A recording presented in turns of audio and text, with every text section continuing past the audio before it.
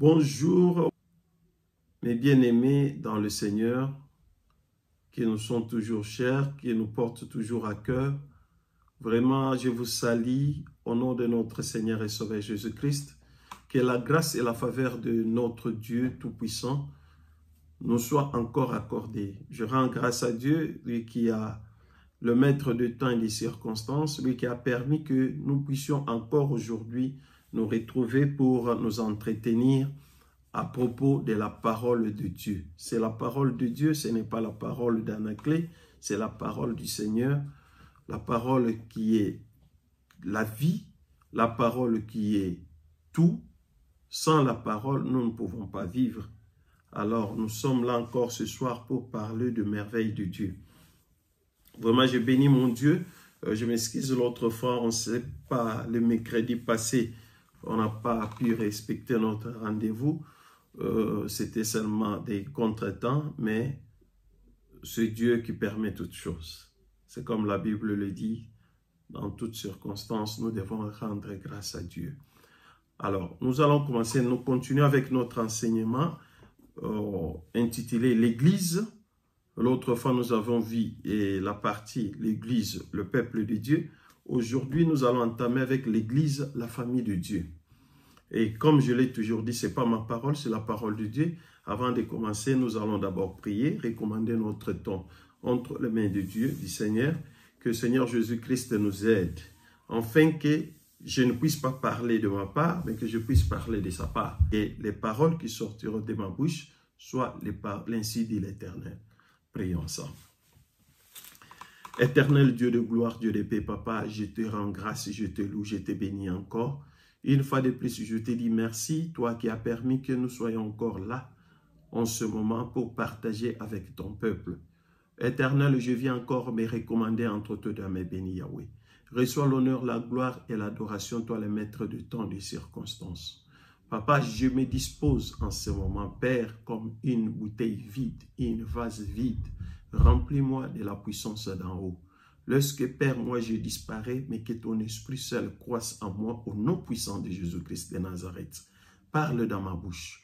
Laisse que, Père, toute personne qui suivra cette parole, mon Dieu, que ta main puissante touche son cœur, touche son intelligence et que le Saint-Esprit l'accompagne pour qu'il puisse comprendre les merveilles de l'Éternel. Bénis encore les maisons qui permettront que cette vidéo puisse être suivie. Yahweh, que ta grâce et ta faveur, mon Dieu, mon roi, règne. Bénis leur vie.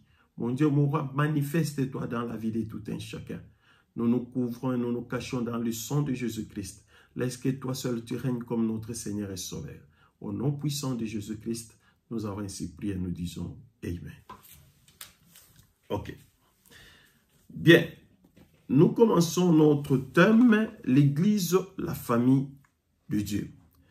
Oui, l'Église est désignée aussi comme famille de Dieu. L'autre fois, nous avons vu que l'Église est désignée comme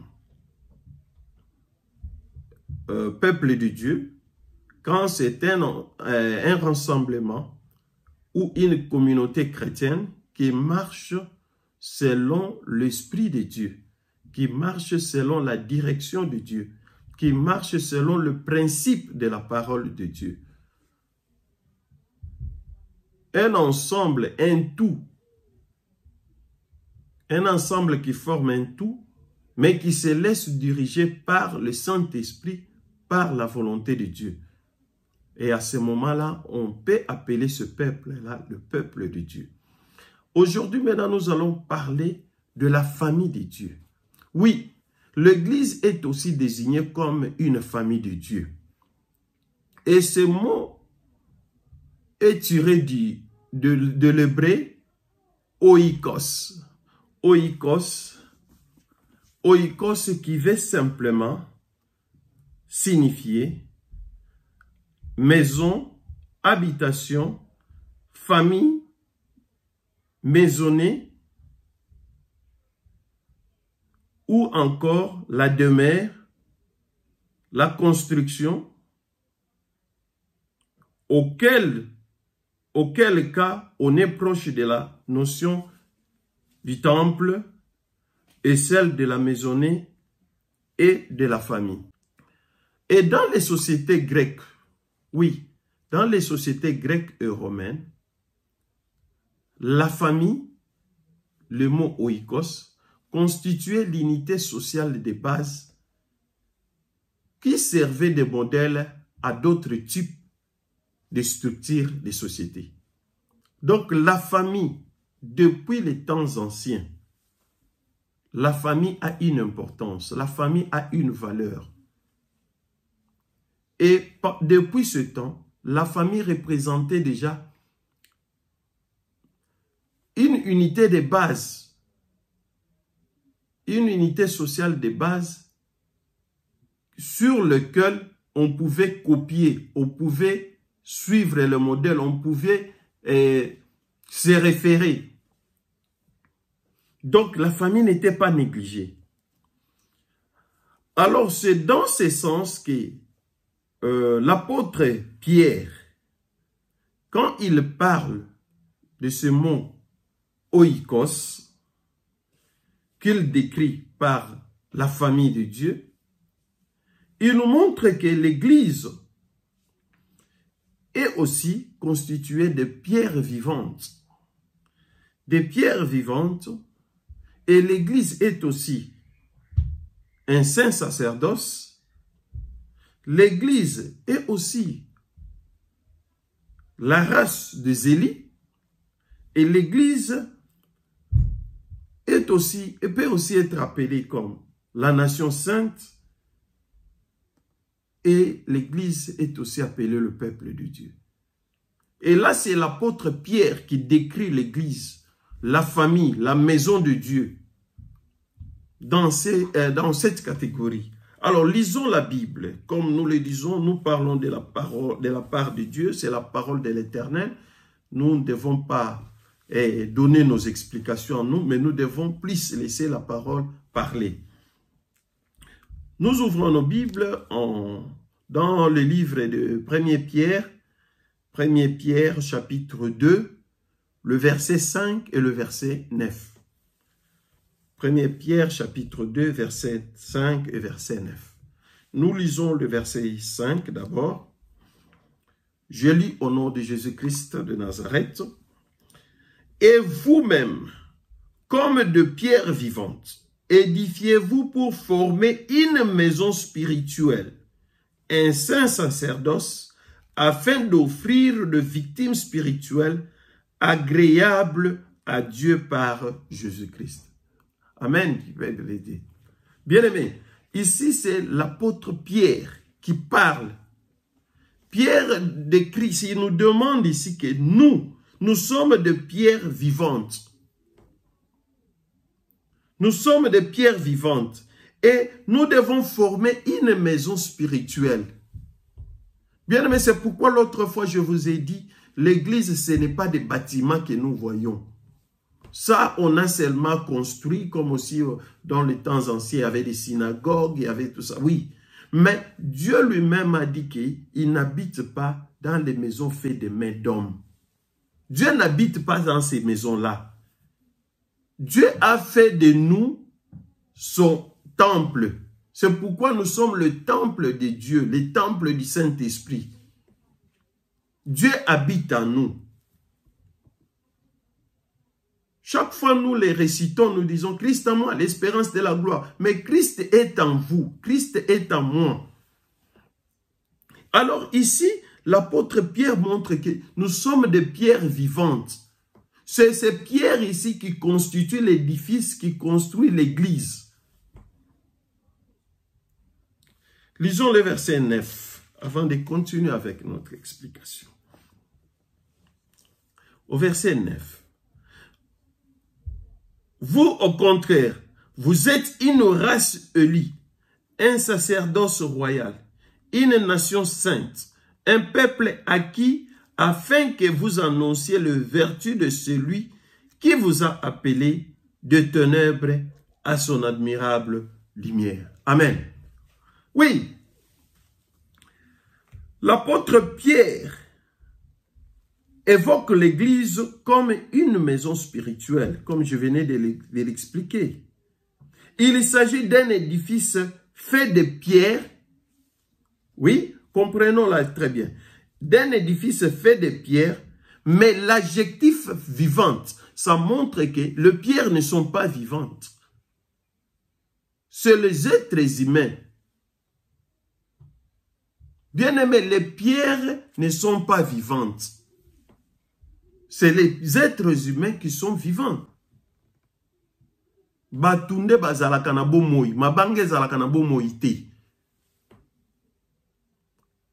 Donc, nous, les hommes, c'est nous les pierres vivantes qui constituent l'Église, la race élue de Dieu. Bien-aimés, Ezali Bisso. Donc, nous devons comprendre ces choses. Alors, l'apôtre Pierre appelle en outre la maison de Dieu aussi à la vigilance. Parce que nous sommes la maison de Dieu. Nous constituons la famille de Dieu. Parce que Dieu nous a appelés de là où nous marchions autrefois, dans les ténèbres, vers son admirable lumière. Nous n'avons rien payé. C'était seulement par son amour. Il nous a donné sa parole. Oui, nous nous élevons, nous disons que nous sommes le peuple de Dieu, nous sommes le serviteur de Dieu, nous sommes ceci, cela. Nous sommes des chantres, nous sommes tout ce que nous voulons là. Mais la parole de Dieu, quand Pierre parle, il nous montre d'abord que nous formons la famille de Dieu. Nous formons la famille de Dieu parce que nous avons l'Esprit de Dieu en nous.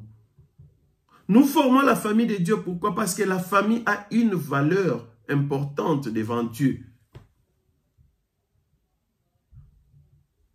Et cette famille qui est constituée de pierres vivantes, cet édifice, nous devons bien l'entretenir.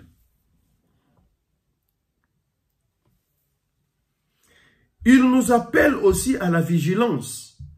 Parce que l'apôtre Paul dit que nous qui sommes de la famille de Dieu, nous qui sommes le peuple de Dieu, nous devons savoir que quand notre Seigneur et Sauveur reviendra, le jugement commencera dans la maison de Dieu.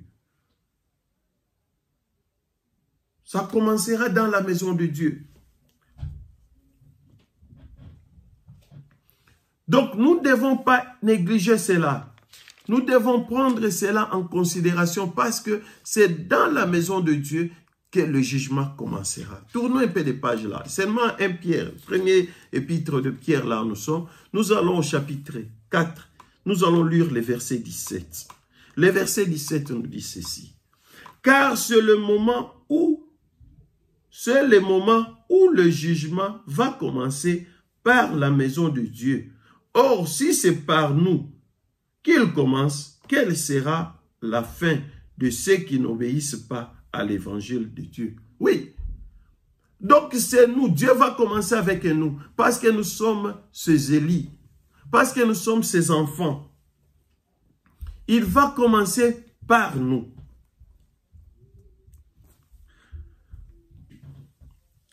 L'Épître aux Hébreux maintenant nous montre que Dieu prend soin de sa maison. On nous parle ici de Moïse. Dieu l'avait mis comme serviteur dans sa maison. Moïse a été institué serviteur dans la maison de Dieu. Au moment où vous connaissez, vous tous, nous savons l'histoire de Moïse. Quand on parle de Moïse, nous voyons toujours le peuple d'Israël, la sortie de l'Égypte et la traversée de la mer. Donc c'est ce qui nous vient en tête. Mais ce peuple-là constitué la maison de Dieu. C'est ça la maison de Dieu. Il est le peuple de Dieu, mais il est aussi la maison de Dieu. Il est aussi la nation de Dieu. Il est aussi la famille de Dieu.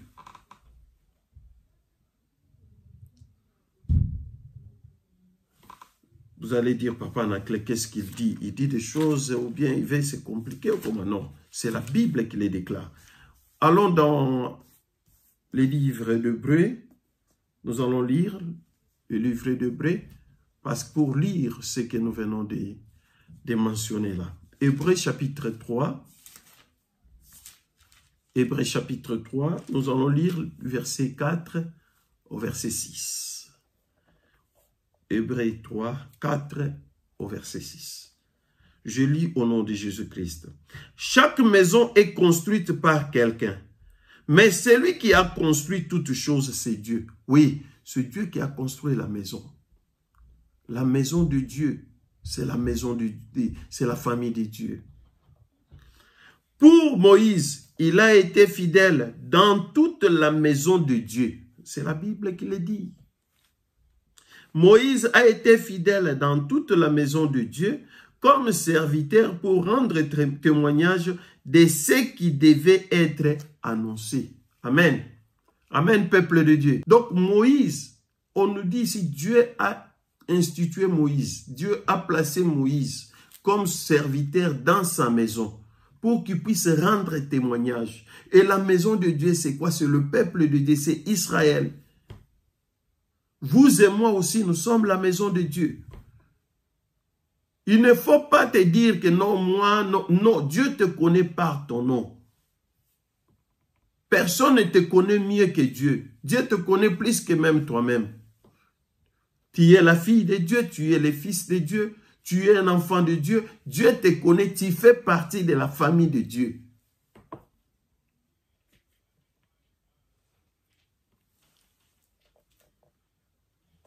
Au verset, on peut continuer. Au verset 6. Mais Christ l'est comme fils sur sa maison. Alléluia, alléluia. Oui, Jésus-Christ est fils sur sa maison. Donc, Jésus-Christ est fils. Moïse a été institué ou placé comme serviteur dans la maison de Dieu. Et la Bible nous dit que Jésus-Christ est fils dans sa maison. Donc, nous avons Moïse qui était serviteur de notre Dieu, serviteur de l'Éternel, dans la maison de Dieu. Et Christ est le Fils dans la maison de Dieu. La maison de Dieu, c'est nous, c'est vous, c'est moi, c'est nous qui croyons. C'est pourquoi quand nous avons commencé, bien aimé, nous avons bien expliqué, afin que nous puissions comprendre où nous allons.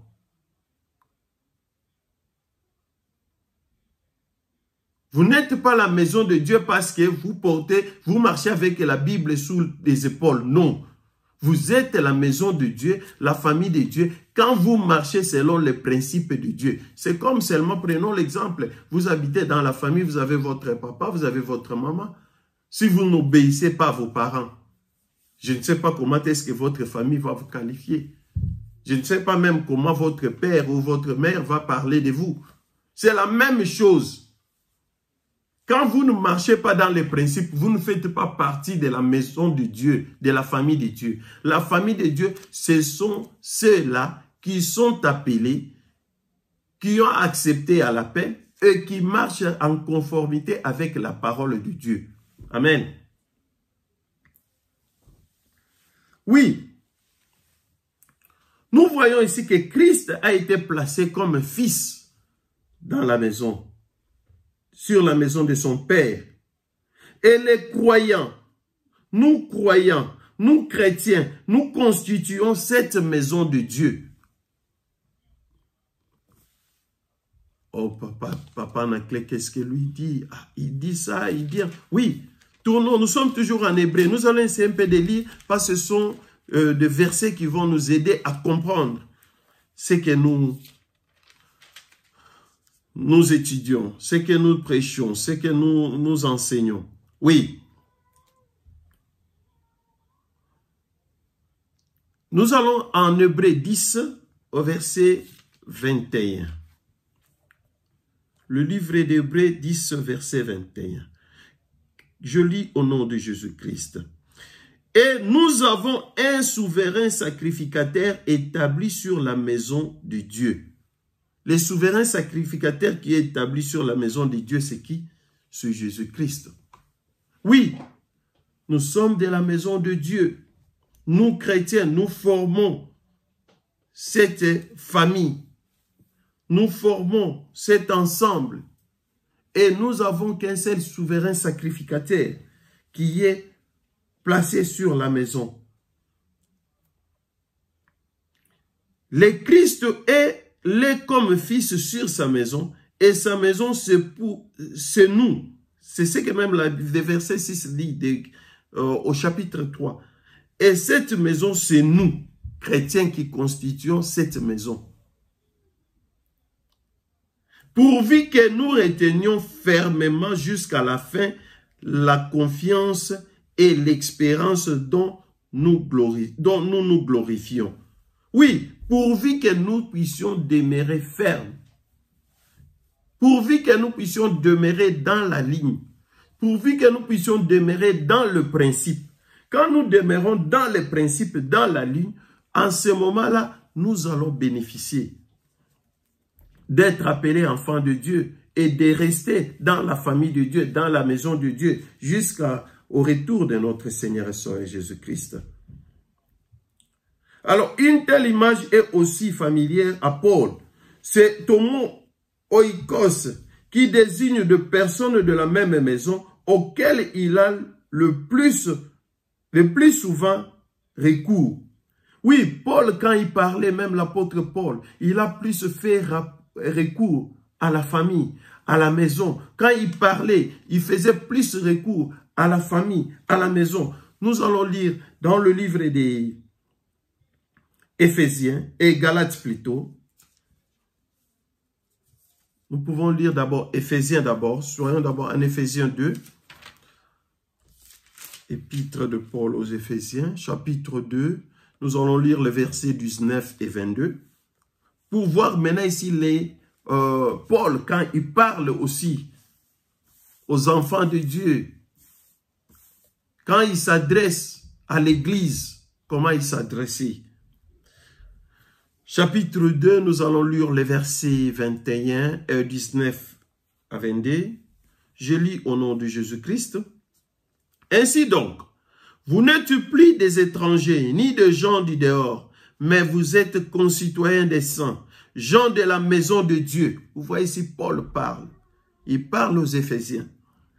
Vous avez été édifiés sur le fondement des apôtres et des prophètes, Jésus-Christ lui-même étant la pierre angulaire. En lui, tout l'édifice bien coordonné s'élève pour être un temple saint dans le Seigneur. En lui, vous êtes aussi édifiés pour une habitation de Dieu en esprit. Amen. Oh, ça c'est bien. Nous sommes une habitation de Dieu spirituelle. C'est pourquoi Pierre a commencé par parler de la maison spirituelle. Nous constituons une maison spirituelle de Dieu. Mais nous ne pouvons être une maison spirituelle que si nous marchons selon l'esprit qui nous a été accordé. C'est l'esprit de Dieu. Si nous ne marchons pas selon l'esprit de Dieu, bien aimé, tout ce que nous pouvons faire, nous sommes hors. L'apôtre Paul montre ici que nous sommes aussi une habitation. Mais nous sommes une habitation si nous restons édifiés sur ce qui nous a été enseigné. Parce que l'édifice qui est fait de nous, qui est bien coordonné, qui s'élève pour être un temple saint dans le Seigneur. Comment nous pouvons être un temple saint si nous marchons dans les péchés? Si nous marchons dans le mal.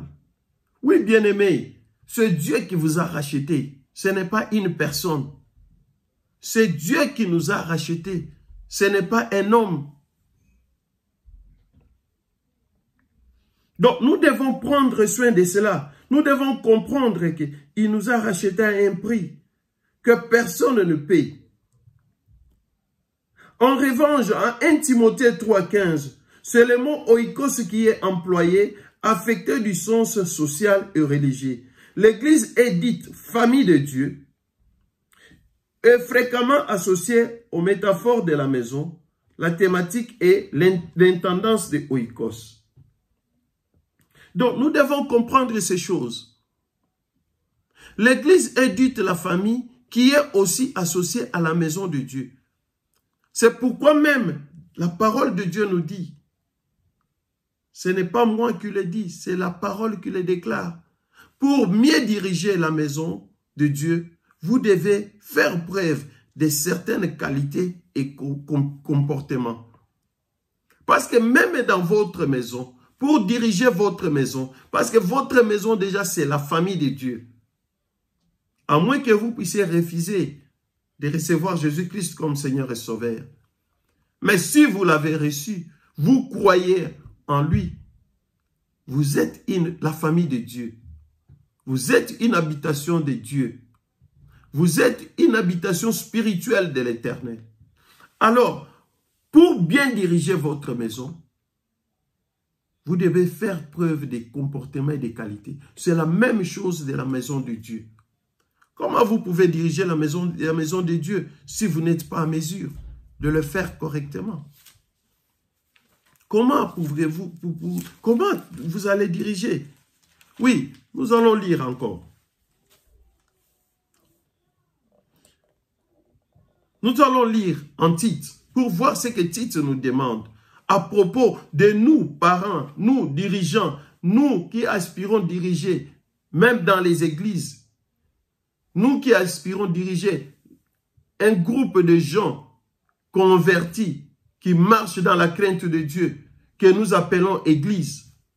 Nous qui aspirons qu'on puisse nous appeler pasteur, docteur. Mais qu'est-ce que la Bible nous demande? Nous devons aussi avoir des qualités. Parce que c'est la maison de Dieu. C'est la demeure de Dieu. Ce n'est pas n'importe qui peut venir diriger cette maison. C'est pourquoi Dieu, dans l'ancien temps, il choisissait des serviteurs. C'est pourquoi il a placé même Moïse à la tête de son peuple. Quand Moïse a fini sa mission, il a pris Josué. C'est comme ça que Dieu marchait. Et même Jésus-Christ, quand il est venu, avant qu'il puisse partir, il a enseigné aux apôtres pour leur montrer les qualités de celui qui doit être à la tête de la maison de son Père. Nous sommes la maison de Dieu. Bien-aimés, ne minimisons pas. Tozali ndako ya Nzambe, tozali efandeli ya nkolo. Esengeli tozala na bizaleli malamu. Esengeli tozala na kobanga Nzambe. Si nous n'avons pas la crainte de Dieu, oui, nous pouvons faire de l'hypocrisie devant les gens, mais Dieu voit même dans les secrets. Devant les hommes, nous allons nous faire passer comme des saints. Mais bien aimés, c'est comme nous l'avions lu au début ici. Les jugements commenceront dans la maison de Dieu. Nous n'échapperons pas. Amen. Lisons ici Tite. Tite, premier chapitre, au verset 7. Écoutez ce que la Bible nous dit. Je lis au nom de Jésus-Christ. Car il faut que l'évêque soit irréprochable, comme économe de Dieu, qui ne soit ni arrogant, ni colérique, ni adonné au vin, ni violent, ni porté à un gain honteux. C'est la Bible qui le dit. Ça, c'est un titre. Mais si nous allons aussi en Timothée, oui, disons, parce que tout ça, ça fait partie de notre enseignement. Nous parlons de la famille de Dieu. La famille de Dieu, bien-aimés. Oui, nous devons comprendre, même les gens qui nous dirigent, nous devons comprendre, s'ils ne revêtent pas ces qualités, ce n'est pas moi qui les dis, ce n'est pas Anaclé, c'est la Bible. Et nous devons prier que le Saint-Esprit nous aide à comprendre ces choses. Parce que le peuple de Dieu est aveuglé. Le peuple de Dieu est emporté par des sentiments, par des fanatismes.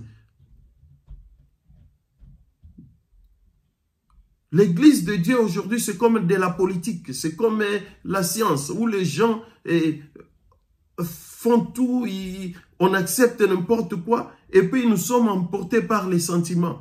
Nous ne voulons plus retourner à la parole. Nous ne voulons plus regarder ce que la parole nous dit. Mais chaque fois, nous nous cachons derrière la nature pour dire que donc, même moi, j'ai des failles, même moi, j'ai des erreurs. Mais nous devons nous efforcer. Car nous devons servir de modèles. Nous devons servir d'exemple. C'est même dans la maison, comme je l'avais dit. Papa, si tu n'es pas un bon exemple pour ton fils, dis-moi comment est-ce que tu peux redresser ton fils. La redresser. Parce que demain, tu vas interdire à l'enfant de faire ce que toi-même tu continues à faire. C'est pourquoi nous devons être irréprochables, comme l'a dit la Bible. Lisons le chapitre 3, premier livre de Timothée, chapitre 3, au verset 4 et 5. Nous allons voir ce que la Bible nous dit, toujours à propos de ceux qui dirigent la maison de Dieu, ceux qui dirigent la famille de Dieu. Il faut qu'il soit... Oh, je lis au nom de Jésus-Christ. Au verset 3, nous lisons au verset 3 et le verset 5. Verset 3 et 5, à 5. Il faut qu'il ne soit ni adonné au vin, ni violent, mais indulgent, pacifique, désintéressé. Il faut qu'il dirige bien sa propre maison et qu'il tienne ses enfants dans la soumission et dans une parfaite honnêteté. Arrêtons là d'abord. Bien-aimés, ça c'est les apôtres qui ont écrit ces écrits. Ce n'est pas moi. C'est la parole de Dieu.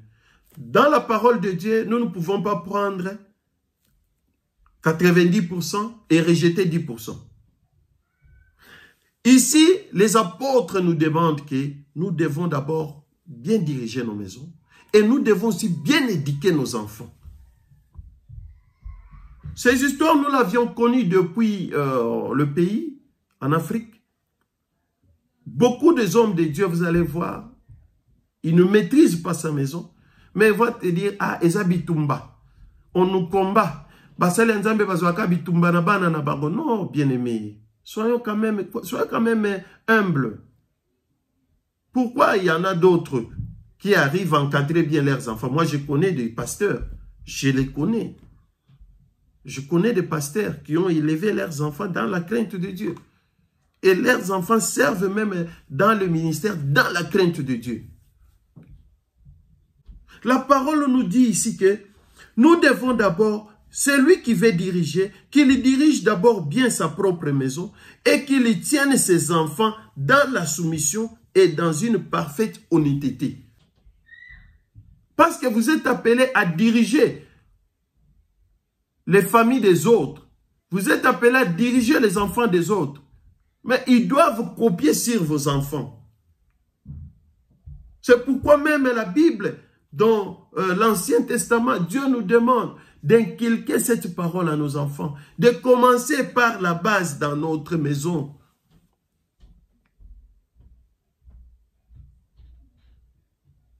Oui, des combats, il y en aura parce que nous sommes enfants de Dieu et le diable ne va pas croiser les bras. Mais nous devons être des modèles. Nous ne devons pas prendre ça comme une excuse que non, omoni bana, omoni non. Bana ya musali na nzambe, bana ya mutu azako kamba, il faut bazala ba modèle.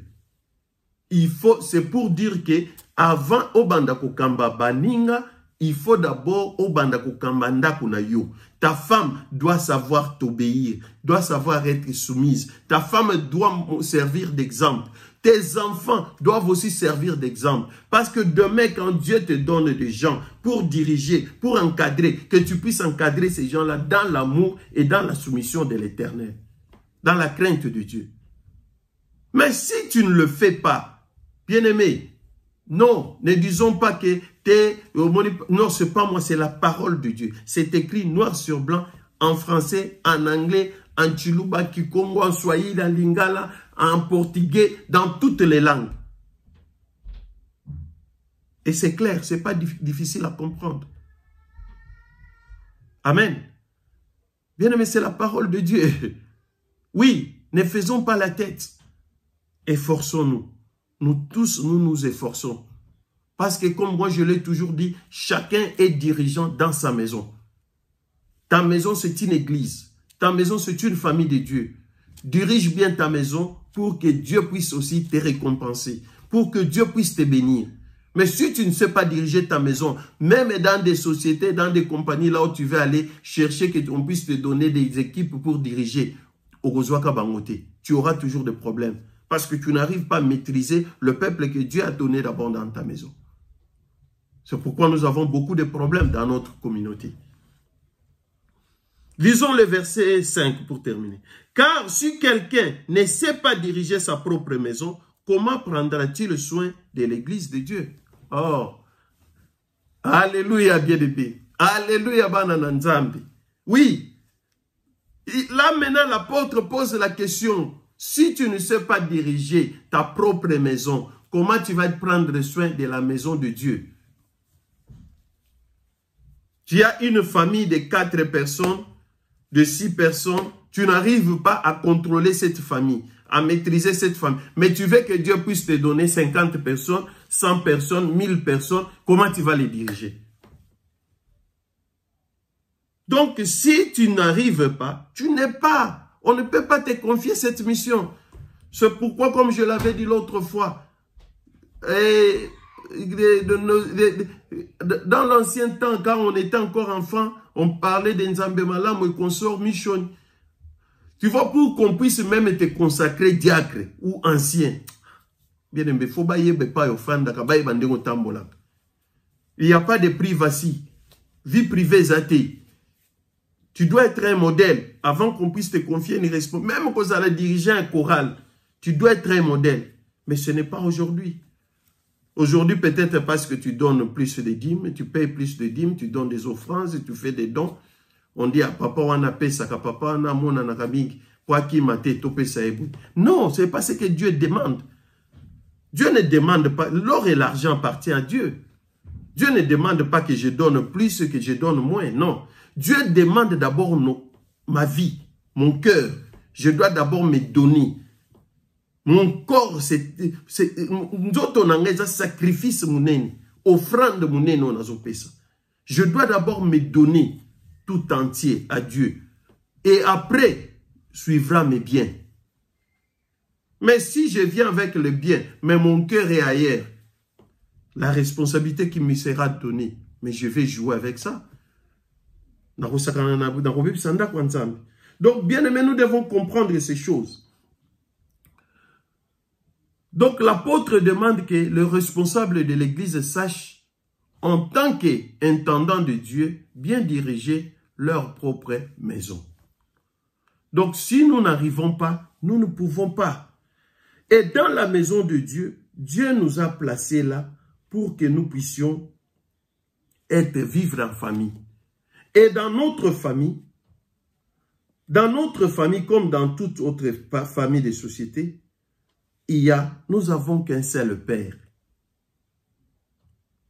C'est lui, c'est lui notre Père. Comme dans la famille biologique, nous avons un Père qui a la direction de la famille. Et dans la famille spirituelle aussi, la famille de Dieu, nous avons qu'un seul Père. Nous avons qu'un seul Père, parce que même Jésus-Christ, Dieu l'appelait Fils, le premier-né parmi les fils de Dieu, parmi les enfants de Dieu, il est le Fils unique de Dieu. Et la Bible nous dit qu'il est héritier et co-héritier avec nous. Donc, nous avons qu'un seul Père. Et appeler une autre personne Père, bien-aimé, Ezali autorisé dans la parole de Dieu. Si on ne vous a jamais enseigné ça, moi je vous ai l'apporte aujourd'hui. Je ne dis pas des choses qui viennent de moi-même, non. Je vous amène ce que déclare la parole de Dieu. Oui, je vous amène ce que déclare la parole de Dieu. Dieu est notre Père. Il est le seul Père spirituel de tous les chrétiens. Oh, maman spirituelle, nanga. Oh, papa spirituel. C'est de l'abomination. Tu fais aux autres nzambe, mususu le bosso nzambe. Parce que Moutozo benga papa spirituel ou celui que tu appelles papa spirituel ou mère spirituelle. L'esprit qui est en lui ou en elle, c'est son esprit. Et l'esprit qui est en elle ou en lui est différent de l'esprit qui est en toi. Nous avons tous le même esprit. Et cet esprit provient de Dieu. Il est le seul Père. Ouvrons la Bible. Il parle trop, mais il ne donne pas les versets. C'est écrit où je vais lire avec vous. Comme ça, à partir d'aujourd'hui, cet enseignement va nous aider de sortir de cette ignorance. Nous allons dans le livre de Matthieu. Matthieu chapitre 23. 23 au verset 8 et 9. Nous tendons vers la fin. Matthieu 23 au verset 8 et 9. Nous allons lire la parole de Dieu. Je lis au nom de Jésus-Christ. Écoutez ce que nous dit la Bible. Mais vous, ne vous faites pas appeler Rabbi. Oui. On commence d'abord par nous dire, ne vous faites pas appeler Rabbi. Car un seul est votre maître. Tu es le serviteur de Dieu que Dieu a placé devant pour conduire son peuple. Mais tu n'es pas notre maître. Tu es le serviteur de Dieu que Dieu a placé pour encadrer son peuple. Mais tu n'es pas notre père spirituel. C'est la Bible, ce n'est pas moi. Je ne dis pas que tu n'as non, de désobéir ou de vous manquer de respect. Non. Respecter, c'est autre chose. La considération, c'est autre chose. Mais appeler père spirituel, nous avons qu'un seul père, nous tous. Donc, vous ne pouvez pas appeler une autre personne rabbi, vous ne pouvez pas l'appeler maître, parce que nous tous, nous avons un seul maître, Jésus-Christ. Et vous êtes tous frères. C'est la Bible qui le dit, ce n'est pas moi. Même comme on s'appelle là, oh bishop, archibishop, et ceci, cela. Nous sommes tous devant Dieu des frères. Devant Dieu, il n'y a pas de titre.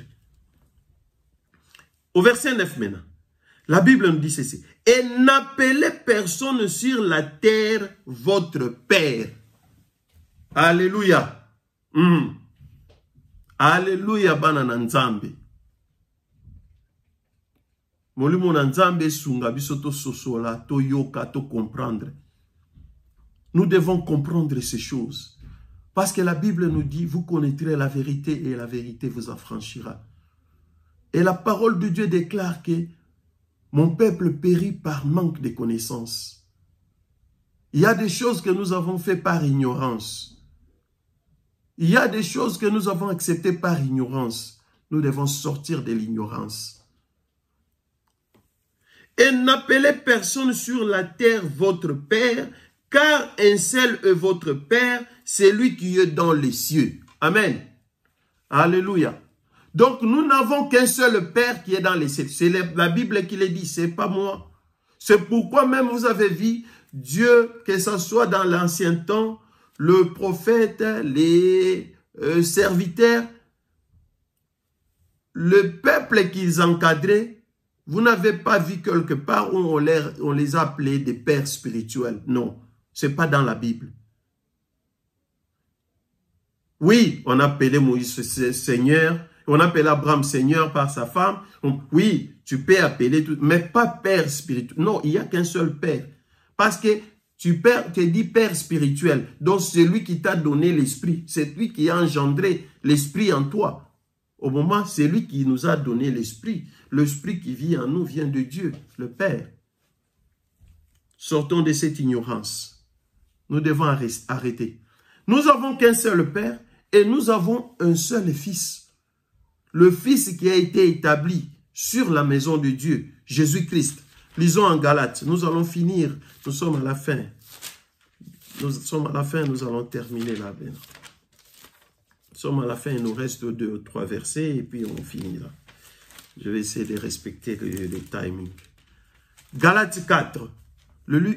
Galates 4 au verset 6.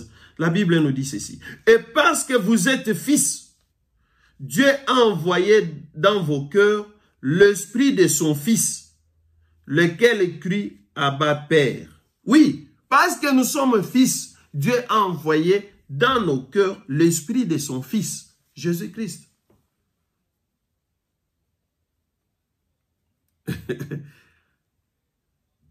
Bien-aimé, il faut comprendre. Nous devons comprendre ces choses. Oui, lisons en Romains 8, 29. Nous devons comprendre ces choses. Nous sommes la famille de Dieu. Nous sommes les enfants de Dieu. Nous sommes le peuple de Dieu. Sortons de l'ignorance. Sortons de l'ignorance. Romains 8, 29. Je lis au nom de Jésus-Christ. Car ceux qu'il a connus d'avance, il les a aussi prédestinés à être semblables à l'image de son Fils, afin que son Fils... Donc, bien aimés, nous devons comprendre. Nous devons comprendre ces choses. Oui, nous allons en Galates, Galates 4, 6. Oui. En Galates 4, 6, écoutez ce que la parole déclare. C'est la parole de Dieu. C'est la parole de Dieu, bien-aimé. Et parce que vous êtes fils, Dieu a envoyé dans vos cœurs. Oui, la Bible dit, parce que nous sommes fils, Dieu a envoyé dans nos cœurs l'esprit de son Fils, lequel crie Abba, Père. Oui, nous sommes fils. Nous sommes fils dans la maison de Dieu. Parce que nous avons l'Esprit de Dieu en nous, l'Esprit qui est en Jésus-Christ, l'Esprit que Dieu a disposé, a mis dans nos cœurs pour que nous puissions représenter la famille de Dieu. Et cet esprit, c'est l'esprit qui nous permet de marcher dans la crainte de Dieu, de faire des choses selon la parole de Dieu. Ce que la Bible dit, ce n'est pas ça, il ne faut pas le faire. La Bible dit, il ne faut pas dire ça, il ne faut pas le faire. Parce que la Bible, dans la parole de Dieu, dans le travail de Dieu, il n'y a pas de 50-50. Non. Car la Bible nous dit clairement que si vous n'êtes ni chaud ni froid, Dieu vous vomira. Donc nous devons avoir un camp. Nous ne pouvons pas avoir un pied dedans, un pied dehors. Nous ne pouvons pas servir d'un maître à la fois. Donc, ce que la parole nous demande de faire, c'est ce que nous devons faire. Alors, lisons Romains maintenant. Romains 8, 29. Romains 8, 29. Écoutez ce que la Bible déclare. Car ceux qu'il a connus d'avance, il les a aussi prédestinés à être semblables à l'image de son Fils, afin que son Fils soit le premier-né de beaucoup de frères. Amen. Amen, peuple de Dieu. Nous sommes le Fils de Dieu. Jésus-Christ est notre aîné. Jésus-Christ est notre Seigneur. Jésus-Christ est tout pour nous. C'est pourquoi il est le premier Fils d'entre nous. Et Dieu a disposé son esprit, afin que l'esprit qui était en Christ soit aussi en nous. Ce n'est pas l'esprit de papa tel et de papa X ou Y pour que nous puissions dire que c'est lui notre père spirituel ou notre mère spirituelle. C'est l'esprit de Dieu. Et comme la Bible le dit, nous tous, nous sommes de frères. Dieu nous a confié la mission de diriger sa famille. Nous devons le faire avec amour en suivant les principes de la parole de Dieu. Car nous sommes la famille de Dieu. Dans la famille, nous devons marcher dans l'amour, dans la fraternité, dans l'unité. Car Dieu nous appelle à vivre une vie harmonieuse dans la famille. Comment vous dites que vous êtes la famille de Dieu, mais vous ne vous parlez pas, vous ne vous aimez pas, vous ne vous supportez pas? Quelle sorte de famille? C'est pourquoi l'Église, c'est la famille de Dieu. C'est là où quelqu'un, quand il entre, il trouve l'amour. Quand quelqu'un vient, il trouve qu'on s'intéresse de lui. Il avait des problèmes, il trouve des solutions. Tout le problème ne nécessite pas seulement l'argent. Nous devons manifester cet amour, bien-aimé. Retournons dans l'épître de Pierre, le livre de 1er Pierre, chapitre 1er, au verset 22-23. Nous sommes à la fin, nous allons finir bientôt. Chapitre 1er, verset 22-23. Écoutez ce que la Bible nous dit. Ayant purifié vos âmes en obéissant à la vérité pour avoir un amour fraternel sincère, aimez-vous ardemment les uns les autres de tout votre cœur. Puisque vous avez été régénérés, non par une sémence corruptible, mais par une semence incorruptible, par la parole vivante et permanente de Dieu. Amen. Nous avons été purifiés par la vérité. Nous avons obéi à cette vérité.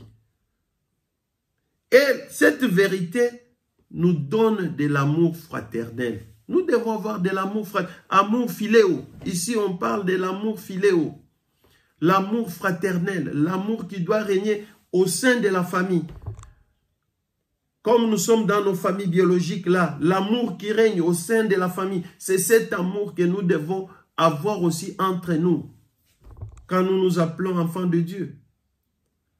La Bible même nous demande d'aller au-delà.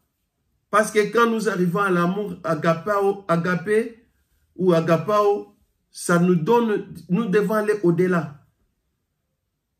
Mais l'amour philéo d'abord, nous n'en avons même pas. Comment est-ce que nous allons arriver à l'amour agapao? Donc la Bible nous montre ici que nous avons été purifiés en obéissant. Nos âmes ont été purifiées en obéissant à la vérité pour avoir un amour sincère. Amour fraternel sincère. C'est la Bible, bien-aimé. Koyina nezana plasité. L'okouté zana plasité. Kotubatu bezate. Donc l'hypocrisie n'a pas de place. La haine, non. Dans la maison de Dieu, non. Dans la famille de Dieu, non. Et nous sommes, puisque vous avez été régénérés, non par une semence corruptible, mais une semence non incorruptible. Par la parole vivante et permanente. La parole de Dieu est vivante. Et cette parole doit être permanente dans notre vie. C'est pourquoi, bien aimé, ce qu'on t'a dit de ne pas faire, il ne faut pas le faire. Ce qu'on t'a dit de faire, il faut faire. Ce qu'on t'a dit de ne pas faire, il ne faut pas faire. Quand tu fais ce qu'on ne t'a pas demandé de faire, bien aimé, tu pêches. Tu pêches, même si c'est ton supérieur dans l'église ou ton supérieur dans la congrégation, dans la communauté chrétienne qui te le demande, sache-le que tu pêches contre Dieu. Dieu a permis que nous puissions comprendre la vérité. Et nous devons le faire. Nous terminons par le dernier verset. Toujours en 1 Pierre, chapitre 3, au verset 8. Je lis au nom de Jésus-Christ. Enfin, soyez tous animés de mêmes pensées, de mêmes sentiments, pleins d'amour fraternel, de compassion et d'humilité. Bien-aimés, soyons animés d'un amour sincère, fraternel. Quand nous nous appelons enfants de Dieu et que nous n'avons pas de l'amour, l'amour ce n'est pas dans des paroles. L'amour c'est vie. L'amour ce n'est pas quand tu dis que mon frère Nalingakayo, mon frère je t'aime, moi je peux... Non, tu le dis ça, mais quand il est absent, tu te moques de lui. Ton frère vient avec un problème auprès de toi pour que tu puisses les soutenir même dans la prière. Quand il tourne le dos, tu les critiques, tu te moques de lui. C'est pas bien. Dieu voit tout. Dieu va te punir pour ça. Aimons nos frères, aimons-nous, frères et sœurs, d'un amour sincère, comme le dit ici. 1 Pierre 3, 8. Soyons tous animés de même pensée. Nous devons avoir le même pensée, nous devons avoir les mêmes sentiments et nous devons avoir de l'amour fraternel entre nous. Nous devons aussi avoir de la compassion et d'humilité. Bien-aimé, moi na nzambo azangi komikitisa. Oza musika na nzambi. Même basali na nzambe ou baza kotambwa na lolendo. Les hommes de Dieu qui sont encore orgueillés, vous êtes loin de Dieu. C'est la parole qui le dit. Jésus-Christ s'est humilié jusqu'à laver les pieds de ses disciples. Oh! Qui pouvait le faire? Quel homme de Dieu aujourd'hui, quand Dieu te fait grâce seulement, il t'élève. Même pour parler aux gens, ça devient un problème. Mais est-ce que tu peux laver les pieds des fidèles de l'église que tu diriges? Pas Jésus ici. Le disciple constituait l'église de Jésus quand il marchait. Il a lavé les pieds de ses disciples, ses élèves. C'était pour montrer l'humilité. Et Christ nous demande cette humilité. Vraiment que mon Dieu vous bénisse. Et vraiment, c'est ça notre deuxième partie, la suite de notre enseignement, la partie l'église, la famille de Dieu. Je crois bien que nous avons retenu quelque chose. Que Dieu nous fasse grâce, que le Saint-Esprit nous aide. Il y a beaucoup de choses, nous les disons, nous les faisons par ignorance, mais nous devons comprendre que nous sommes une demeure de Dieu. Nous sommes une habitation spirituelle de Dieu. Nous devons nous abstenir de ce qui peut souiller ce temple de Dieu. Et nous sommes appelés à marcher dans la crainte de Dieu. Nous n'avons qu'un seul Père, qui est notre Père qui est aux cieux, le Dieu Tout-Puissant. Nous ne pouvons pas appeler une autre personne Père. Et nous ne pouvons même pas nous-mêmes aussi nous faire appeler de maître. Aujourd'hui, oui, par la grâce de Dieu, nous enseignons la parole. Mais ce n'est pas la raison que demain, après-demain, s'il y a 3, 4 personnes qui courent derrière toi, tu commences à t'appeler maître. Non.